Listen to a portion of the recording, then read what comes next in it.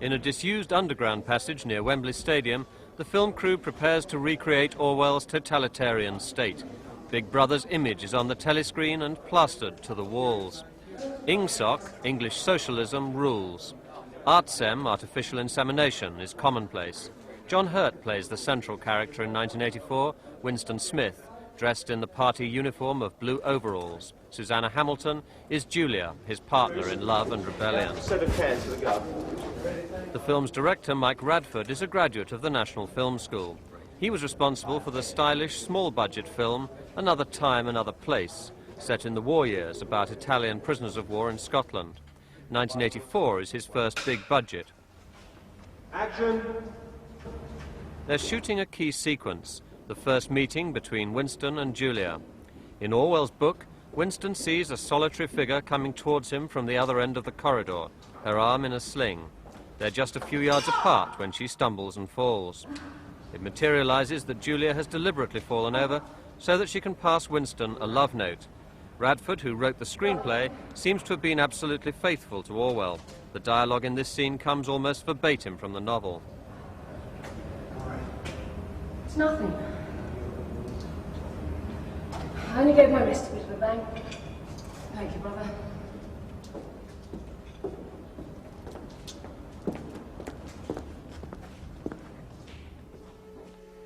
The film does have its lighter moments, with the development of the doomed love affair between Winston and Julia in defiance of the rules.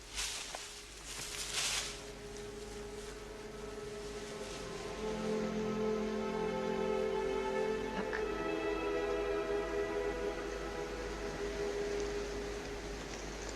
It's a dream.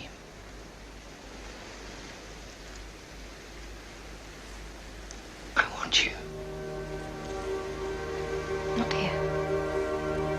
Come back to the woods, it's safer.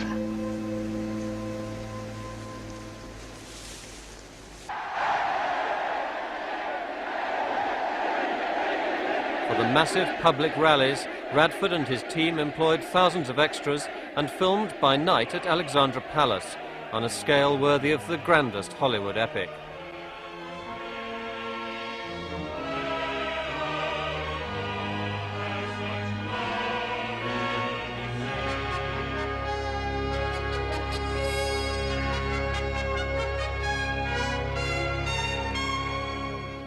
Things started gathering momentum in April this year with a small launch party at the National Film Theatre, hosted by producer Simon Perry. Hurt's casting seemed to be made to measure. In the book, Winston Smith is described as a small, frailish figure, naturally sanguine, his skin roughened by coarse soap and blunt razor blades. Julia is described as a bold-looking girl with thick hair and freckles. I can genuinely say I wanted to play this part since 1958 when I first read it. I'm ludicrously too young at the time, but also I thought, well, it's going to be impossible because it had already by that time been made into a film and it had already been made into a television. So I thought, well, that's a pity, nevertheless. But then suddenly the opportunity came up, and it's I can hardly believe it. What other film acting have you done? I was in Swallows and Amazons when I was 12, and Tess, and Brimstone and Treacle, and the Wildcats of St. Trinian's. Well, this is something of a change then. Yes. Had you read the book? Yeah. Well, when I was 14, like everybody else. On location at Wembley, after some 15 weeks of hectic shooting, both stars seemed wearier and wiser. I mean, it's a tremendously exciting piece. And all I can say really is that I'd be deeply, deeply disappointed if this didn't work well. It's been quite a pressure to get it on this year, hasn't it? Yes, I think that's. I mean, that is the hook in terms of the people that are selling the film. I don't personally think that it makes any massive difference because I think the book stood in its own right, and I think the film should stand in its own right. I've never experienced anything so intense. It's been absolutely exhausting, and I don't really know, much more exhausting than any other work I've ever done. And I don't know if it's the pressure of everything, but I think everyone actually feels the same, everyone. If there has been pressure, it's Mike Radford who should have been feeling it most. He wrote the screenplay in 3 weeks. Now some £5 million is riding on the success of the movie. that it obviously has to be launched in this year. But I think that in the final instance, you know, as this is going to be the definitive version of 1984, in the final instance, the fact that it was made in this year, not released in this year, is going to be the important thing. It's the 1984 version of 1984. And if it's any good, then the what they call the shelf life of the movie is going to be enormous. What sort of image of Orwell's 1984 have you been trying to create? I'm not going to make a film which differs from Orwell in any real degree. I'm also not going to make a literal adaptation of the book. You know, the BBC could do that equally well, and I'm making a movie.